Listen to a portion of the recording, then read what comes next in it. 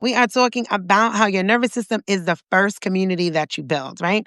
At the end of the day, the goal is when you do the work with me, when you are hanging out, when we are doing all of these things, you are learning how to build community, how to be in community with other people, right? Being in community is more than a bunch of people gathered around saying we have these same problems, so we should be effectively working together. That's a trauma bond. That is not community, right? I do not hang out with Black people because white supremacy. Like, that's not how that works. I do not hang out with women because of patriarchy. I do not do those things. I do not base my community on the wound. I base it on the connection. And that connection, that community building happens internally first. Okay.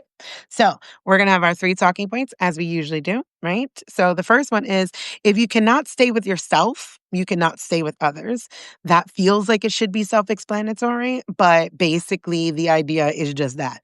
How can I be with you? Right? There's people, you should see the messages that I get and I ignore the comments. Sometimes I answer them. Sometimes I answer them because why not? Sometimes I'm a bitch because why not? But most of the time I don't want to say unaffected, but I'm not deeply moved. I'll put it that way, right? More so, I will utilize these people for those that may have similar feelings and are trying to get to the other side of it. Um, but I'm not really moved by people because I recognize that whatever they're going through is their own personal thing.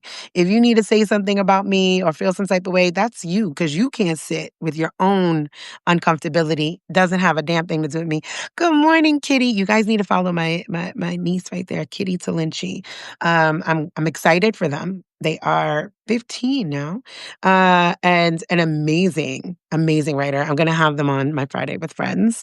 Brilliant child. I am so super duper not worried about the future when I am surrounded by these children that just have such amazing capacity. But anyhow, so if you cannot sit with yourself, you cannot sit with others, right? If I'm going to be activated out here doing this work, how can I turn around and say, oh, come to this class, come to this course, read this. And would you listen? You shouldn't. You shouldn't because I don't have the capacity to sit with myself, to reflect, to say, you know what? Maybe this person has a point. Like sometimes people will challenge me. Sometimes people will bring me new information. And that's wonderful. And I welcome that, right? I welcome the opportunity to be corrected. Like literally open arms, welcome that. Because that ability to sit with myself allows me to sit with you, right? Second talking point for today is collapse is not neutral. Collapse disrupts connection and co-creation. As an example, when we're having these conversations, I shared in the article this morning how I made a post and sometimes I do use inflammatory language and it's also accurate. I was like, white people are delusional because the meme going around of the mayor-elect in New York has like a dual picture of the Twin Towers and Mondami. And it's like, what is the correlation here aside from Islamophobia and racism? Like, there's like nothing else there, right? So I go through a very light, not even anywhere near exhaustive list of the harms that systems of whiteness have caused just here in this land. And again, not even an exhaustive list, not even state by state, just general harm. And people in the group were literally collapsing. Like, this is not all white people. Well, like some of us are doing this, some of us and none of that is the point. None of that is the point. Well, white people aren't the only ones that are delusional. I didn't say they weren't, but this is what I'm talking about. If I said, I'm having pork chops for dinner, you wouldn't come and be like, well, I'm having salmon and salmon is better than that. Why would you be having pork? You should I'm talking about the dinner I'm eating. What is happening here? That's not a conversation. And that collapse stops connection because now I have to go back and I have to see what's activating you, right? And if you're willing, I love that. Somebody is willing. I'm like, you know, maybe what's activating for you is you are a part of that oppressive class. And that is something that you need to unpack because you didn't ask for it. That is a system of whiteness. It's non consensual and it lumps all of you guys in. You don't like it. You should be doing the work to dismantle it. I don't know what to tell you. She gave an amazing example. She was like, well, sometimes, the proverb of like the axe votes for the trees vote for the axe sort of thing, and she's like, sometimes the trees become the axe. And I'm like, yeah, I agree with that. I agree with that 100%. The point is who's wielding the axe never changes. I have not received an answer yet. So I'm hoping that that is something to sit with, but that's what collapse looks like in real time. And I can hold that space because I hold myself through my own collapses, right? That goes back to that point one. When I am collapsing, when I am trying to find all of the reasons and all of the things instead of dealing with the point and I spiral, I'm like, let me hold that. And now let me respond instead of react. Tiffany says, that post was so good, Des. I appreciate it and shared. Well, thank you. Sue says, we have a moat of denial with alligators around our whiteness. Absolutely. And it's set up like that, right? Because what that allows you to do then is to just, throw me some reverse racism. Oh, hold on. There's a cat. This is absurd. I love you guys and that you stick with me in my insanity. Here's one cat. Here's one. Here's one. Do we see the cat? Do we see the cat? There's another. And here's one coming in from the porch area. You gotta get up, bud. You gotta get up so I can get your sister. I'm so sorry. I'm so sorry. Look at this. Look at this insanity. Look at this. Look at this. Come on in.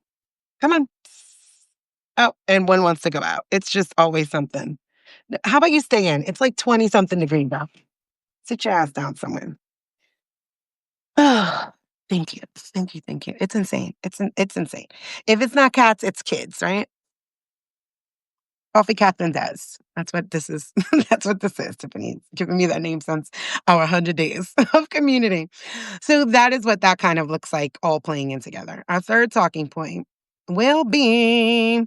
In these times, capacity is community care, right? If we're going to talk about community building, we're going to have to talk about capacity, right? What can you hold? What do you have the space for? Multiple truths are going to have to exist. We're going to have to get very serious. This is not anti-racism 101. This is not 2020 where people were just waking up. At the end of the day, we know these things exist. We know they exist. Sarah says, I just read Season of Descent this morning. Thank you. So needed. I love that. I love that. But we're going to have to be serious, right? Like, it's like, okay, we keep going around in these circles of like the basics. And it's like, listen, we know the systemic injustices exist, right? You name it, there's a marginalized group some way, somehow. Like, I don't care who you are. I hate the word privilege. I keep telling you guys about that. It's leverage for me over here this way. I think you have white leverage. I do not think that there's privilege in not having community. I do not think that there's privilege in not having connection to land, community, people, each other, your original languages, your clothes. I don't find that a privilege, right? And in order for privilege to exist, it needs someone to be oppressed. I believe in white leverage. I wrote about that. I will try to remember. Let me put that in here. Add in white leverage. I believe that there's leverage that we all could use. And if you happen to be in a white body and you're doing this work, you just happen to have more leverage than I do. And I love that for you. Use it. Like, I don't know what to say. Use it. So we're going to have to talk about capacity. What do you actually have the capacity for? What can you show up for on a regular long-term basis? Liberation has a long arc, friends. There are going to be things that we need to prioritize. I spoke about this before also in the 100 Days of Community, right? Where, that urgency, like, oh my God, this is happening and that is happening. But what often happens is then we drop the ball on doing one thing in order to pick up the ball to do the other, instead of trying to juggle the many balls in the air. And in order to juggle, you have to have the capacity. Can I do one? Can I do two? Can I do three? Can I do 20? Do you have the capacity to do those things? And if not, how do you build that? So that is what we're going to get into. Take a breath, settle your body just a little bit more, just a little bit. It doesn't have to be huge, right? It doesn't have to be a huge act. It could just be taking up another little bit of space, right? I've been adding in those breaks in this because this season of descent is darker, heavier, just like it is outside. 1%, 5%, loosen your jaw. Remember, you're not in danger. You are at home. You could log off, right? Just, it's okay. You are safe here. Sorry, the cat was licking me. They also think they're dogs.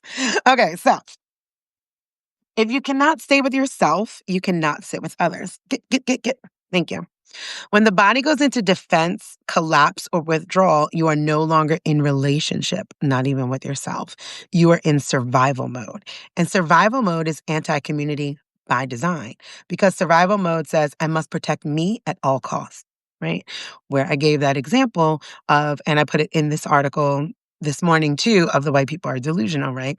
That defense mechanism is one of those 15 pillars of supremacy culture. I full on anticipate it. I don't feel any type of way when defense comes up. I'm just like, okay, we're here. I have the capacity to carry on. This is where we are. This is where we're going to move through. And I will help you, or at least attempt to help you. I will give you the tools, the resources, and get curious. What's coming up for you? What's happening? I understand you feel defensive. However, this is fact, right? We talked about accountability today. Again, it's neutral.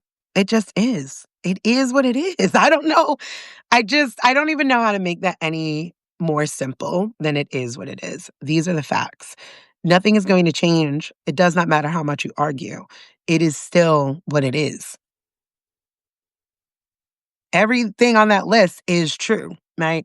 But a system will remind you with a slogan, never forget 9/11, but will tell you to get over enslavement, get over genocide, get over uh, you know, uh redlining, get over indigenous schools, get over all of these other things, but never forget the towers. And as a New Yorker, we're never going to forget that anyway, like just to be honest with you. But it goes deeper than that, right? So that defense is normal, but it is also anti community because you're so busy defending what you believe is yourself because it's individualized, you're actually defending the system. Right. So when people are arguing with you about, and we're talking about racism, we're talking about sexism, when we're dismantling patriarchy, when we're talking about childism, or whatever harm is coming to whatever group we are discussing, when you are defending it, you are defending the system because you are coming at it individualistically. Because again, that's another pillar of those 15 pillars. It is individualism. You think that you are the exception. And what you wind up doing to that person, the educator, the person talking to you, whomever, you wind up defending a system of harm. And that is anti community, right? So it makes sense because it's like the whole protect me, but you cannot be protected inside of a system that causes harm. And it's causing harm to you too. So when those defense things come up, I want you to turn around and be like, what's happening? And I want you to work on responding versus reacting. Right. And that may take a lot of practice, right? That may take becoming more curious. Well, what do you mean by this? Or, if somebody would have, the thing is different. If it's like, so Desiree, do you think that all white people feel like this? That's curiosity.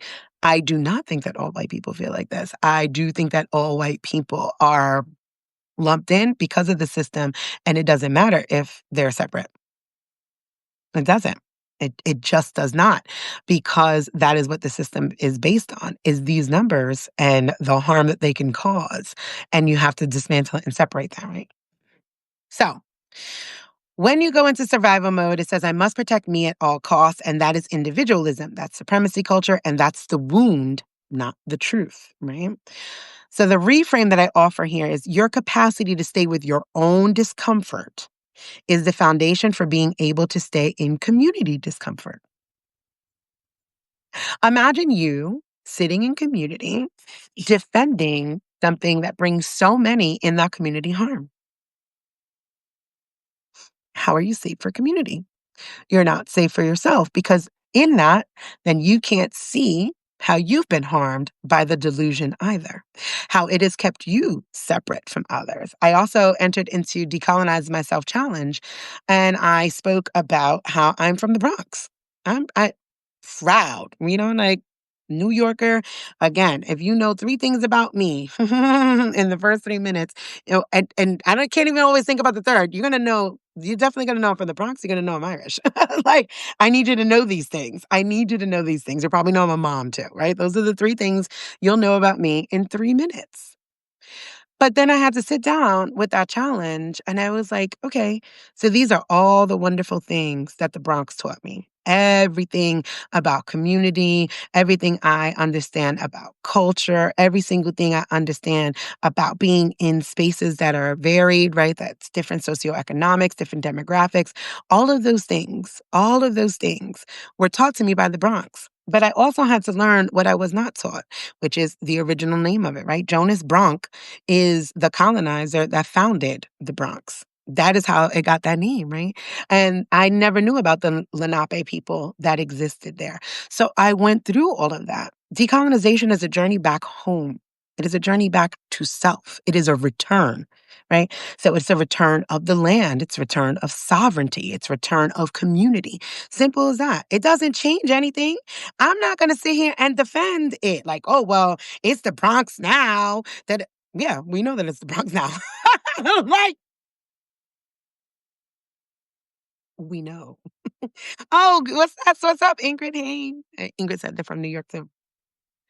We know that it's the Bronx now. We are aware of a lot of things having been renamed through colonization. That does not exist. That does not erase the existence of what it still is underneath all of that. It does not erase the existence of the people that were harmed by that renaming. And I do not need to defend, the system does not need my defense. Right? Like to turn around like, well, it's the Bronx now. We can't change that. No, we can't. I don't know. Like, even if we did return to the land, maybe the names would change. I don't know. But I can acknowledge, I can own that. I could take the accountability that I grew up in a place most of my life that I had no idea on the history of it. I did not know what was going on around me or the grounds on which I walked. And that is okay. That is okay. That is me owning that. That is the awareness. That is the truth. Like I said, it is what it is. So now what do I do? So now what? I do this. I do this kind of work, right? I try to get people to return to that, to acknowledge, to recognize, and I hold all of that together so that I could be in community with other people. And I move through all of those emotions. So, the reframe is your capacity to stay with your own discomfort is the foundation for being able to stay in community discomfort. If the body cannot stay, the community cannot build. If you cannot sit with the truth, if you cannot take being challenged, how can you be in community? It's not going to be rainbows and butterflies. We are not going to be sitting down, kumbayaing, another thing, that could be unpacked, the kumbaya. We're not gonna be braiding flowers into people's hair. We're gonna have to understand, how does conflict arise and how do we handle conflict in community? What do we do when we're challenged with a thought system that we've held true for years, some of us for generations? What do we do with that discomfort? And that discomfort does not get laid onto the person that is the more marginalized, right? Like, that is not their responsibility to hold that. That is your responsibility to recognize it and say, I'm feeling activated. Give me a second, And I love that. I love when I put up a post and people are like, Imma sit with that and I'm gonna come back. I'm gonna, because this was intense. And I love when they actually come back, right? Because that's sitting with the discomfort, and I'm not saying to isolate. I'm not saying that. Personally, I offer the space to unpack it, to sit with it, any space that I'm in. I'm like, "Let's go through it. Let's move through." But sitting, being able to say, "I'm uncomfortable," that is important, and that is a key component in your community building. Da-da-da, da-da-down, do-do-down, down, down, down, down, bow, bow. I had lost my place, so I gave you a music break.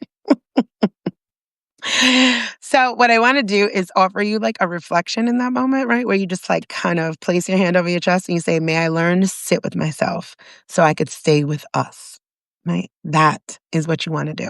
Is sit with yourself. May I learn to sit with myself so I could stay with us? Because that is the goal, is the us in it, right? Is to release that individualism, let go of the isolation, and come inside and come into community where you are safe to be wrong, you are safe to question, right? This is not me saying, hey, what I said goes and shut the hell up. right? That you can't hear that.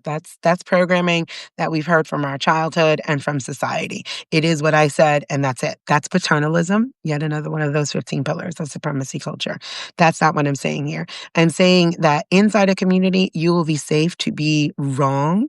You will be safe to question. You will be safe to be uncomfortable, but you have to get safe within first. You have to be willing to say, I don't know, or I feel uncomfortable. I have some questions. This doesn't feel true to me. That's fine. That's fair. Let's walk through that. Does that make sense? I hope so. I have not had my coffee yet. Otherwise, I would be sipping coffee. But I want you to sip some coffee, tea, whatever your drink is, as we move into number two. Good morning, Carol. Hi, Rebecca. Two, collapse is not neutral. Collapse disrupts connection and co creation. Kind of touched on that, right? So you do not get to fall apart. That is your individualism. You do not get to fall apart and not think that it impacts someone else. You definitely get to fall apart. But you have to have that recognition that when you fall apart, someone is holding those pieces together. That energetic field, that capacity, that body, whatever. Somebody is there holding it in that container and smushing it together. So it's not a neutral act, right? So when accountability feels threatening, the nervous system will try to save you through it, right? That's normal. This is not a bad thing. I just want you to start recognizing these things. So it'll save you through the disappearing, shutting down, I can't handle this, tears that center you, not just all tears, but tears that center you, which tears that center you are those that try to get the focus off of what is being said and who's saying it onto you. I had somebody in the intersectional allies group who was like, when Desiree says it, it's just so harsh. First of all, Desiree's typing. I'm like, you have not heard my voice, right? And I do think I speak very matter of factly, but I am typing inside of that group. I'm not live. I'm not sharing videos. I literally was typing to this person. So that means she filtered it through her own lens.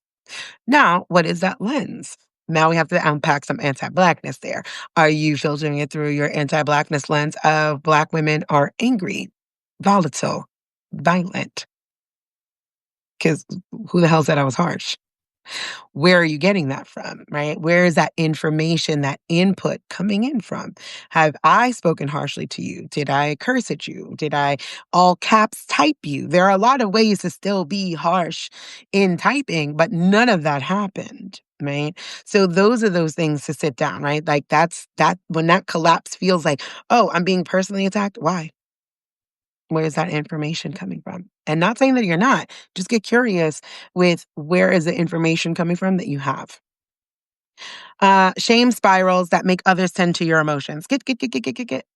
Shame is one of our greatest barriers to liberation. My Lord. If I see one more, I am such ashamed of this history. Why? Why? Why? Why? Because shame is going to cause us to spiral and it leads us into guilt and it leads us into inaction. We do not need to have shame for things that most of us weren't a part of, right? We need to have awareness and recognition for the roles that we play in a system that has been built, not by us, but that we perpetuate. Make sense? Good morning, Ariana. Yeah. So this is not being overwhelmed, right? Let me run back through that, right? So when accountability feels threatening, the nervous system will try to save you through disappearing, shutting down, I can't handle this, tears that send to you, shame spirals that make others tend to your emotions. This is not being overwhelmed. This is the body recentering itself as the focus of the room. When that happens, community has to pause to soothe you. Harm is left unaddressed and repair is delayed. This is not to be mistaken for being in a community space and circle and holding and having big feelings.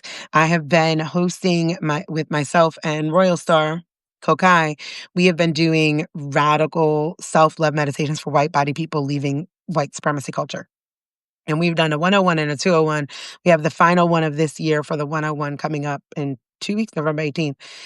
And we have people that are weeping, sobbing, sad, going through all of the emotions. That's not centering. That is feeling.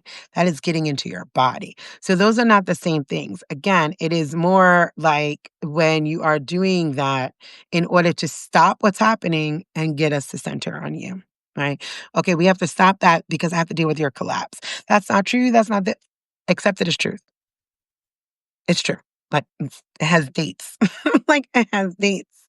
It has laws. Like, this is not a feeling. I'm not giving you a feel I'm giving you actual laws that existed throughout time. I'm giving you an actual time frame. These are facts. This is not fiction. This is not feelings. This is real life facts and information. So you could feel those ways. You should not be collapsing in order for others to disengage with the work. Make sense, right? So when that happens, community has to pause to soothe you, harm is left unaddressed, and repair is delayed. And it's not because you're bad, but it's because you were never taught how to stay. Did you hear that? You're not a bad person. These are programmed responses to things, right? As women, specifically white bodied women, taught to, like, oh, if you get stopped by the police, cry. Like, soften yourself. We've been taught to flirt a little bit to get a little way, right? Feminine wiles, that sort of thing, right? Become more docile, soften, maybe, like unzip that a little bit. Those are things that center yourself, right? Those are things that have been programmed. It's almost going to be second nature to do that. Yes, Lisa said weaponized tears. But they were not taught to y'all as weaponized tears. They were taught for you to survive patriarchy. So, unfortunately, what you were never taught is that those same tears that make you survive white patriarchy kill Black people. That's what you were never taught. And that is a lot of the problem, right? Because it seems harmless and survival in whiteness, and it is. I will not ever deny what white patriarchy has done to white bodied women. I will never, that's never going to be the argument that you get here. What I'm saying is you have to recognize that outside of whiteness, those same tears are murderous. Those same tears have gotten children killed, men killed, women locked up and murdered. That is what I'm talking about. Sue says, my mama taught me that. I love that your mama did. Thank you, mom, because that is a vital lesson, right? So while these things are something that is programmed, it is still something that is necessary to unlearn.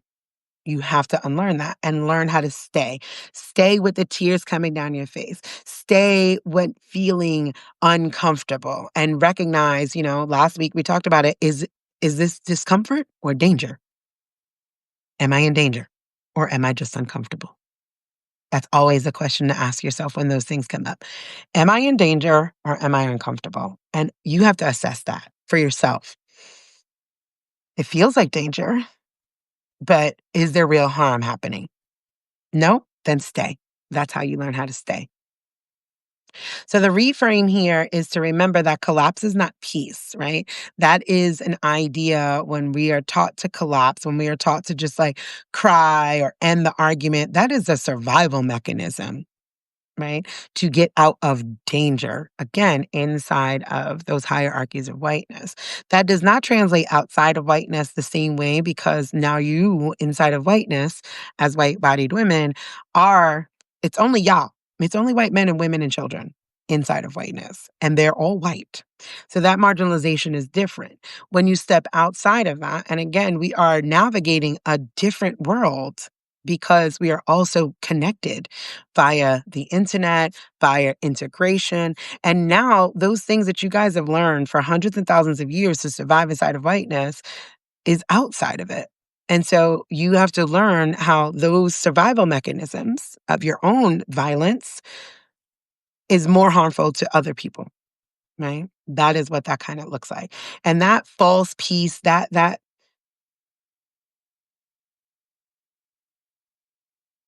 trying to think of the way, the idea of, right, like, let's just agree to disagree. It is not actual peace, right? That's a right to comfort in those 15 pillars. That idea of, oh, you know what? Just let it be. That's just how he is. No. And I won't leave it be because how he is harmful to me. How you are is harmful to me, right? And that is holding space in community. It's not saying that harm won't happen. That's perfectionism in those 15 pillars. It's saying that I'm going to tell you that harm has happened and I'm going to offer you some things to repair. And if you want to be in community, you're going to have to do the work of repair. Are you willing to do that work? Is really how one stays inside of community. So collapse is not peace. That collapses are that right to comfort. Collapse is the nervous system trying to escape accountability. And people will turn around and be like, "Oh, well, I can't be held accountable for, what my ancestors did." Yes, you can. Yes, you can. Because what they created is something that we're still living in right now, right? I put in the article this morning, giving you guys accountability. And I often talk about me and my children. We live in a hierarchy, right? Like, I am an oppressor to my kids, and I love them. I love them. Those are my homies. I am quite literally my kid's little friend. I'm still their oppressor. And I recognize that and I move around as such. And it is inherently abusive to be in a parent child relationship. Children cannot go anywhere. They cannot do anything on their own. They cannot say, "No, I don't want to eat this food. I'm going to just go buy my own." They do not have that ability, right? And that is paternalism inside of supremacy culture in those 15 pillars. And that was set up intentionally for that, right? That's how patriarchy harms white men because everything was on them to provide for these wife and children that they needed to have, no matter whether they were queer, trans, didn't want children, didn't want a wife, only wanted to take care of themselves, were poor. They had to fucking figure that out because that's paternalism. And so that leads to the oppression because you have to be in line for this to work. It's all in tandem, folks. So we have to be accountable for these systems that we are partaking in, whether we want to or not. Nobody is outside of these systems. You don't like the systems, you do the work to dismantle the systems. Lisa says, "My biological unit taught me never let them see you cry. They will use it against you." That's another survival mechanism, right? Like it's hard to be weak. I spoke about that when Lady Speech and I were live, like there was no crying in baseball. We didn't cry. You don't cry. You're not a pussy. We're not allowed to do that. So when you have these different survival mechanisms and you're trying to work on being in community, the key is yourself. Sitting with yourself. Am I not crying because I'm trying to pretend to be something else? Am I not crying? Am I crying because I'm trying to center myself? All of it is about getting curious with who you are and how you show up in the world, right? And what's going on? What personal programming am I dismantling that is also a part of the bigger systemic programming that's happening. You know what I mean?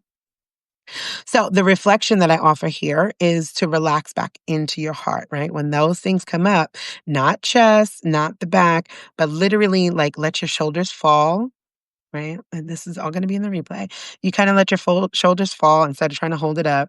Let it fall. Let gravity take hold of your body. And you whisper, "I don't have to run.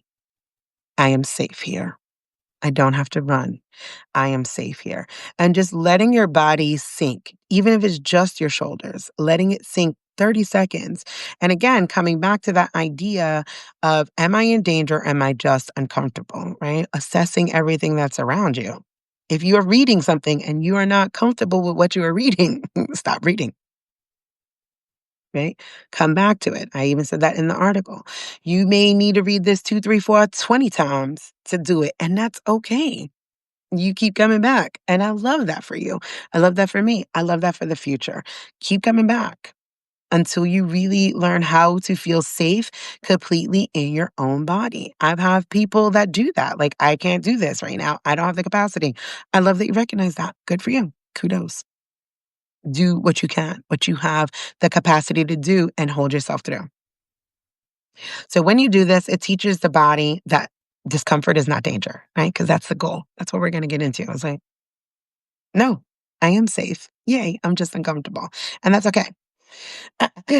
3, in these times, capacity is community care. It's just that simple. Good morning, Diane. We are living in a moment of literal collapse of institutions. We're watching this, the back and forth with the snaps. SNAP benefits, right? People are still furloughed, all of the things. What day are we on? Did it end yesterday? I'm not even sure. Like this. There is exhaustion. We are just exhausted whilst we're watching these things collapse. We are living with polarization, economic instability, ecological grief, fascism rising yet again, like war, literally. So when you're sitting down and doing all of that and everything is happening and you're trying to be in community, you have to recognize that capacity is your community care. It's not the season where we can afford to check out, collapse, or emotionally evacuate. That's not what I'm saying here, right? Take a moment, pause. Where am I? Get with yourself, recognize those things because community is not optional. It's not, especially for where we're going and what we're trying to build. We need each other. Community is not the option. Individualism has been one of the worst things ever. Right? It isolates us. It makes us feel like failures if we're not doing as good as another person. It gives us delusions of grandeur. Too many people think that they could be the next billionaire, and you have not even gotten 3 months of bills under control. It's just an insane idea to think that you are a displaced millionaire, right? We're having huge conversations about what socialism actually is versus communism. The 80s did a number on people in regard to socialism. And there's just so much that's happening. And it's so easy to want to check out. Hell, I want to check out half the time, but we have to stay, right? That is learning your capacity of staying. Right. Hi, little one. Yeah, look at this one came to say hi. See? That's Moon. Aw. You say hi, friends. Erin is training them to be shoulder kitties. See, sometimes you just need a pet or something when you're thinking about all the heaviness, all of the awfulness that's happening. And it gives you just a little moment of joy. Thank you. Thank you for coming and cuddling. I appreciate that. And you turn that back on. So, this is not the season where we can afford to check out, collapse, or emotionally evacuate. Community is not optional. We have to be able to move through rupture, repair after harm, and stay with each other when it gets real. We have to feel our feelings without making them someone else's burden. Feel our feelings without making them someone else's burden, right? And this is not to be interpreted as isolate and keep it to yourself. Well, I'm going to just stay alone until I feel better. No. This is saying, you know what? I'm having some really big feelings around what we are discussing and I'm trying to check in with myself. Do you have the space to work through this with me? That's community, right? I'm not saying, "Oh, I'm falling apart. I cannot process this. I cannot do this right now. I need you to do it." No, you don't need me to do it. You don't, and I won't, and I won't, and I won't. Tiffany says they're the best therapy. They really, really are. That is not communal. That is not even community care, right? Community care looks like, hey, there's some big things that we need to move through, and just let me know when you have the capacity. I'm willing to move through them, but I need some help to do that. We love that. We love to hear that. We love to hear that. And if I'm not available, somebody in community is available, right? Because I may be going through something too. And that's okay. But that's why you need community, right? Like, it's like, oh, well, you know what? Hey, somebody else can do this. Let me direct you there. Let me give you that resource. And community is exactly that. Community is resource. So if we can't stay in the room, nothing we're building will last. Think about that, right? So the reframe here is the body work is not self care. The body work is movement strategy. We get a lot of self care things, right? Oh, it's overwhelming. Go take a bubble bath. Go, get a massage. And a lot of things are tied to capitalism. And I'm more like, nourish your body with some soup, drink some water, take some breaths, move your body, and do the work. That is true community care. That is true self-care. True self-care is getting honest with what you are able to do, what you have the capacity to do. Where am I today? Like, this is why I'm in my bed. This is what I have the capacity for. I went into the cottage earlier and I turned on the heat, and I probably will get over there, but it'll probably be like around 11:30, 12. But this is what I have the capacity for. I have been lounging this weekend. I have been, giving out the grocery cards, the Instacart cards, because I'm not concerned what people use them for. So the week before that, I was doing groceries. This week, I'm like, here's an Instacart gift card, right? Because people need diapers, sanitary napkins, house cleaners. And I do not want to police what people have in their homes, right? We have funding, we will send out money because people need money in a capitalistic society. So that's what I did this weekend whilst going through my own life. And this is what I have the capacity for this morning. I haven't even had coffee. When we're done here, I'll get up and go have coffee. I will continue on some work. I have some more homework to do. I have some more web building to do. But you got to know what you got to do and what you can do. Hey, Deirdre. So, the body work is not self care. The body work is movement strategy. If we can't stay in the room, nothing we're building will last.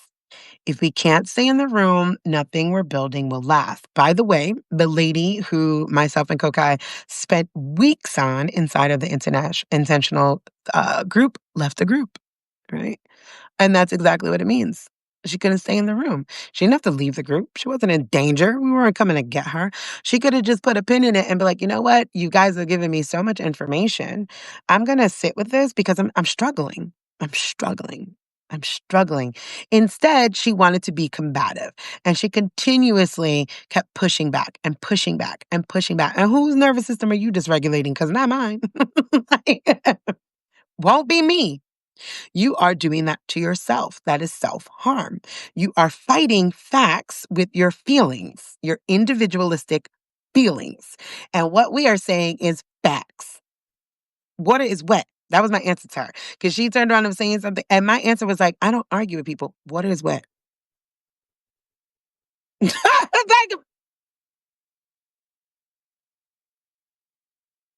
water is wet. And that's it. That's just it is what it is, folks. That's what it comes down to with accountability. Water is wet. It is what it is. You can have all of these really big feelings. She was an elder, right? She's 60 odd years old. So I know that you are going through it. But I mean, she's had dedicated posts in that group for her. Okay.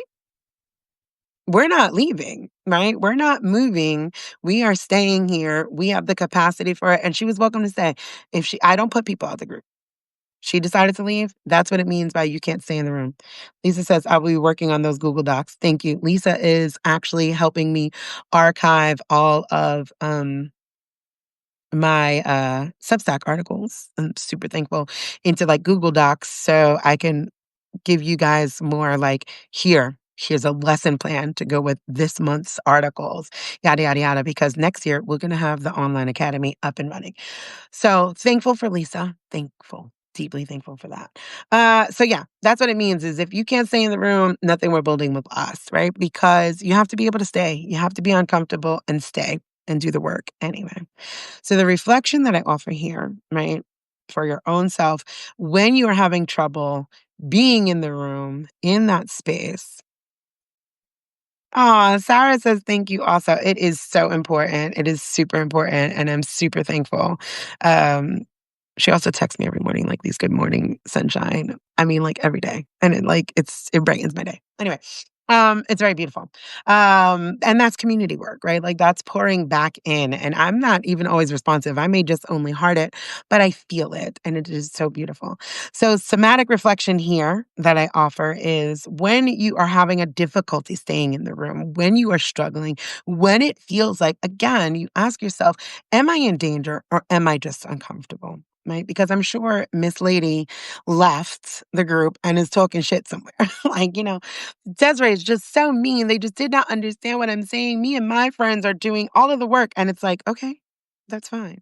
But when that happens for you, and you recognize that you are not in danger, that you are just uncomfortable, the way to stay in the room is feet flat on the floor, if that is something that is possible for you, stand and do that.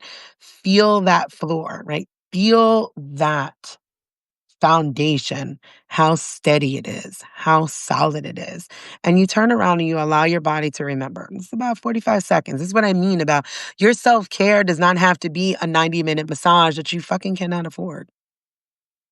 This economy is not letting any of us get rubbed down.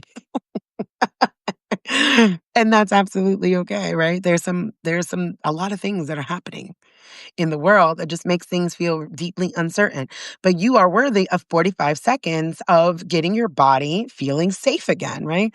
So feet are flat on the floor, you're feeling the foundation, you're staying grounded, and you remind yourself that you have survived every hard moment you have ever lived. Every single one. You know why? Because you're here.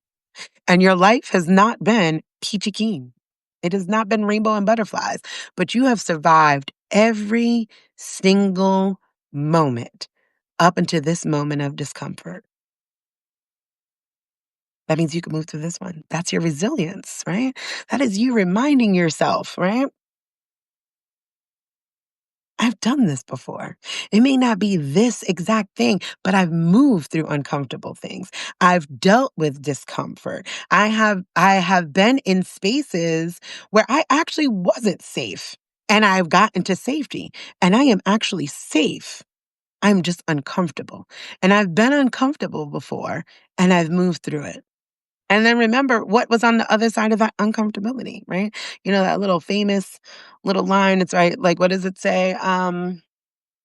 Something basically about like, greatness is beyond your comfort zone, right? Like great things exist outside of your comfort zone. Your comfort zone is quite literally what keeps you away from community because your comfort zone is most likely programmed inside of supremacy culture, inside of hierarchical ways of being and thinking. And you think you're comfortable and you're actually not. Your ass is just surviving and you've gotten comfortable with survival, but our goal is to thrive, right?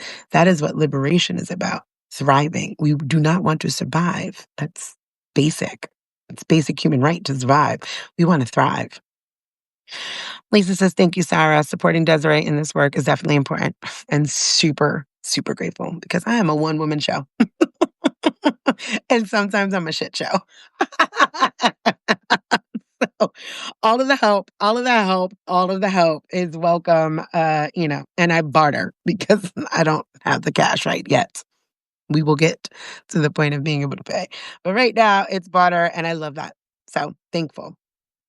So that is the capacity there, right? You figure out in that moment, in 45 seconds, after you've determined you are safe, right? You are just uncomfortable. In 45 seconds, you are building capacity and resilience because you are remembering that you are who you are because of that.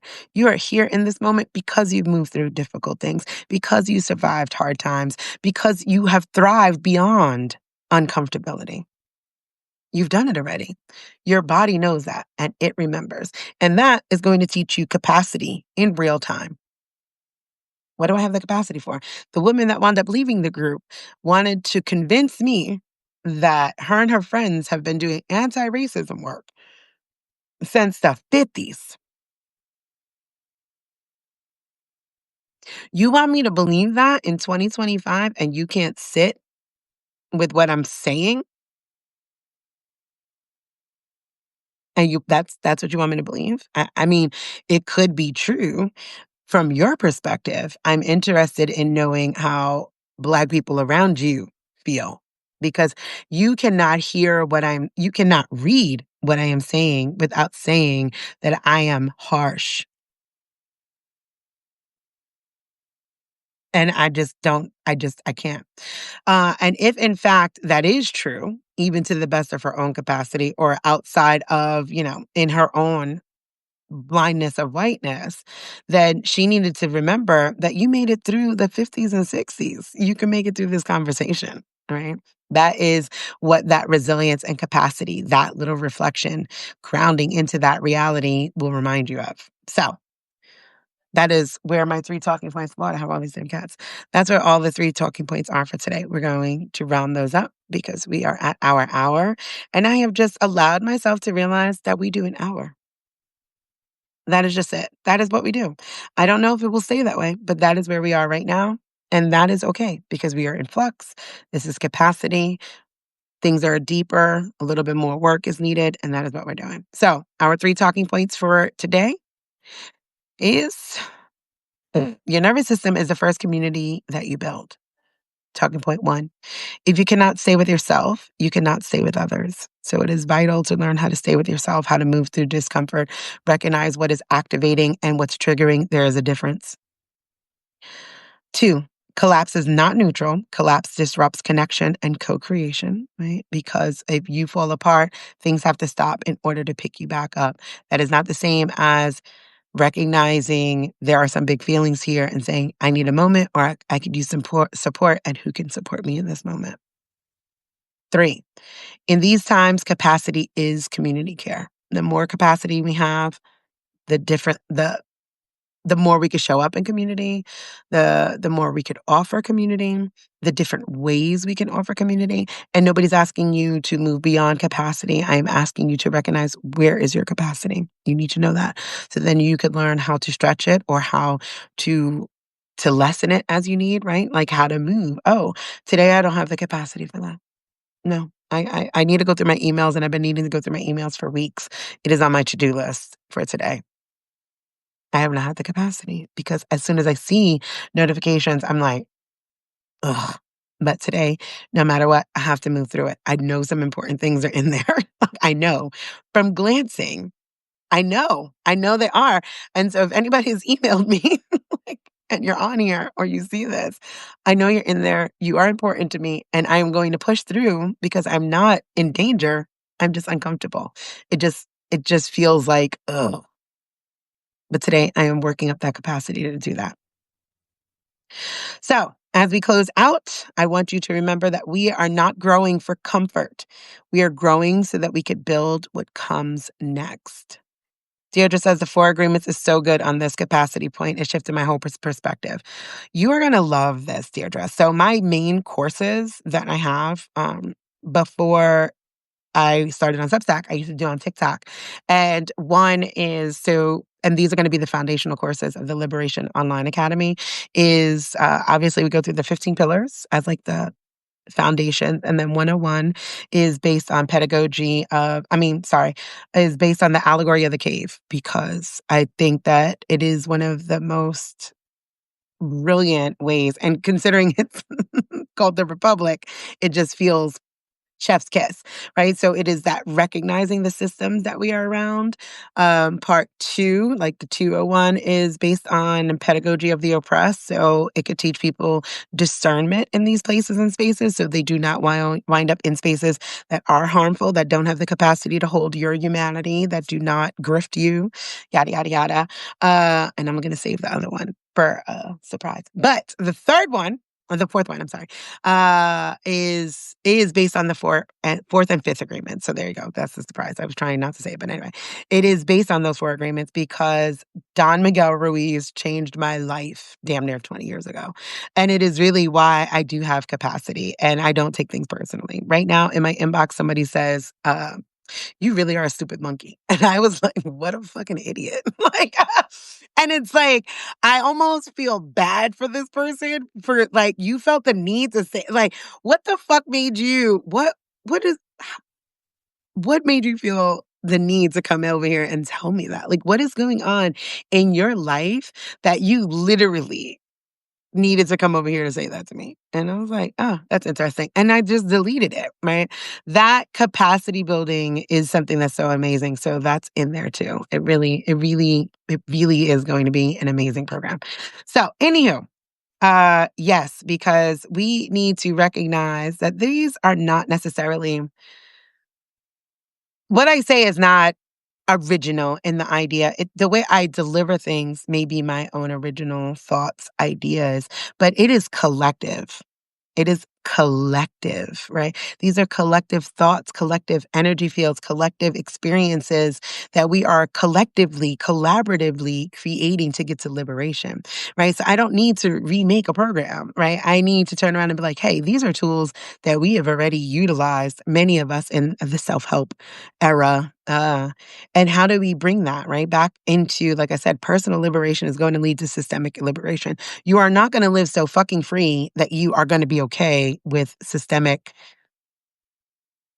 oppression. You're just not. Because you live so free, you want that for others. It shows up in every single thing that you do. Every single thing that you do. Because liberation is a lifestyle. It is not a movement. It is not a moment. It is how you live, how you show up in the world, how you show up for yourself, how you show up for your friends, how you show up for community, how you show up in your politics, because life is political, right? Let me see. Lisa says, I know that my son's roommate has reached out for a scholarship. Oh, see, thank you. I'm gonna I was following this person. Well, they came up on my timeline. And I know people feel unfortunate about AI, and I get it. But there is a way to program. She was showing something. I'm gonna try to see. There's a way to program chat to actually siphon. I get thousands of emails, to actually siphon, because people wanna promote things or something. It's not, and I try to unsubscribe, but anyway, there's a way to siphon it to recognize actual people emailing you, and then text it to me, which is my preferred, communication language is text. So I'm going to be working on that today. And they'll get the scholarship as soon as I find the email. Alvin said, what a beautiful mind and great sense of humor. Thank you for building on the shoulders of giants. Oh, thank you, Alvin. Yeah, right. Like, because I'm not super I'm not special, like, in that sense, right? Like, we are all special in the ways that, like, we are all unique and everything, but, like, I don't need to reinvent the wheel.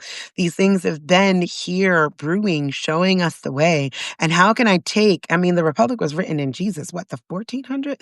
600s? When was the Republic? Somebody Google that real quick, because I don't pretend to know all of the things, but I remember reading it in college and was like, "This is absolutely mind-changing." When was Plato's, I believe it was the 600s, Republic written?